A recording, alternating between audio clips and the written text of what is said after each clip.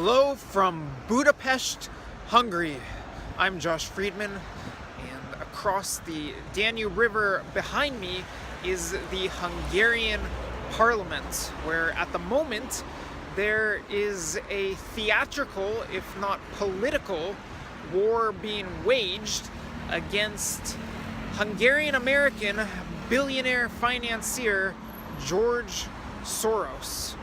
George Soros is one of the world's leading backers of liberal causes, including the resettlement of refugees, which is much to the chagrin of the man in power in Hungary, Prime Minister Viktor Orban, who is one of the world's leading opponents of liberal causes, including mass migration and multiculturalism.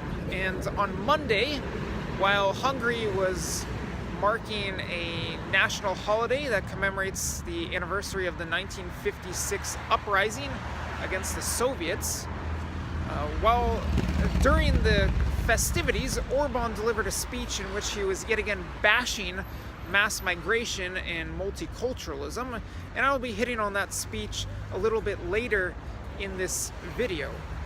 Right now, all across Hungary, George Soros' face is plastered on billboards, as well as I've seen it on signs on street poles and even in newspaper advertisements. And all of these advertisements are referencing a national consultation that Orban's government is holding right now. It's basically a referendum in which the government is asking Hungarian voters whether or not they support an alleged plot that was allegedly crafted by Soros to flood Europe with migrants. Soros and Orban have been clashing for a long time over a host of issues. They include NGOs, the Central European University that Orban founded here in Budapest, and of course immigration, which is the largest issue and the most controversial one, and the topic of not only this consultation that is taking place right now, but 1 year ago the Orban government held a national referendum on whether or not Hungarians support the European Union plan of resettling refugees across member states. And just about a year before that, heading back to the peak of the refugee crisis, the Hungarian government significantly altered the flow of migrants and refugees by erecting fences along its southern borders. Those fences were instrumental in, by and large, keeping the asylum seekers out of Hungary. Now, right now, with this consultation taking place, there are numerous storylines, and a lot of it has to do with the backgrounds, the personal backgrounds of both Soros and Orban, and particularly Soros. Soros was born and raised here in Budapest. He was and is Jewish, albeit he's not a practicing Jew. And as a teenager, he survived the Holocaust here. He did so by adopting a Christian identity and being taken in by a Christian family.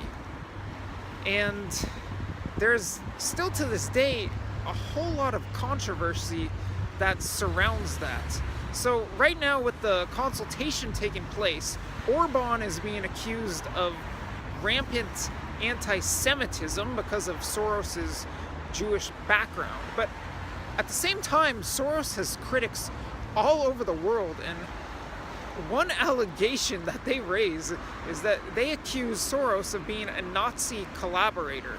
And the primary evidence that is cited behind that allegation is a video that's floating around on the internet of a 60 Minutes interview with Soros from a couple decades ago, in which Soros admitted to participating in the confiscation of property from the Jews during the Holocaust. And additionally, he said during the interview footage that he did not feel guilt for having done so. Now, in addition to the allegations of anti-Semitism on one side and Soros allegedly being a Nazi collaborator on the other side, the ties between Soros and Orban are quite interesting. Orban once received a Soros-funded scholarship for studies, which I believe were in London, but I'm not positive. And over the years, Orban has really transitioned into his political stances now. He did not start out as a right-wing politician that he now has the reputation for being. And with all this coming to a head, on Monday, Soros gave his speech during the event commemorating the uprising against the Nazis, or excuse me, against the Soviets. And Orban was saying how he wants Hungary and Europe to remain Christian and free.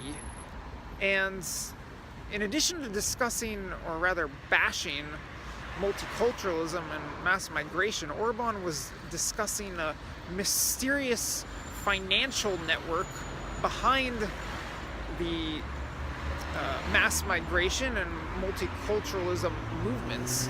And most people interpret that as a reference to Soros. Now, people are accusing the critics of Orban, they're accusing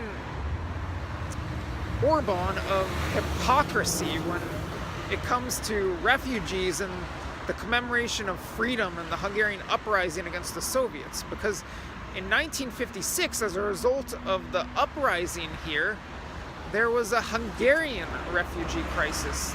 Due to the resulting Soviet crackdown and repression, Hungarians were fleeing into other countries and searching for asylum. So now, as Orban commemorates that event and simultaneously bashes resettlement of refugees, he's getting hit with some criticism for hypocrisy. So see, these are some of the many interesting storylines behind this national consultation, as it's called, and this basically personal war between Orban and Soros. A lot of the critics of Orban are also raising the point that elections are coming up next year in Hungary, and some people are saying that Orban is picking this fight with Soros as a way to build up political support heading into the election, and also maybe to distract some Hungarian voters from some of the issues that could get them to vote against Orban staying in power. Well, all the personal jabs and controversy aside, I hope, or maybe because of all this, I hope you find this interesting. If you enjoyed the video, please leave it a like on YouTube. I will be leaving both Budapest and Hungary in a matter of hours, but I'll be back here later this fall, so if there's something more you would like me to cover here, please let me know. You can leave your comments below. Thank you very much for watching, and I'll leave you with a quick look at the beautiful city center of Budapest along the Danube River. And as for now, goodbye from beautiful Budapest.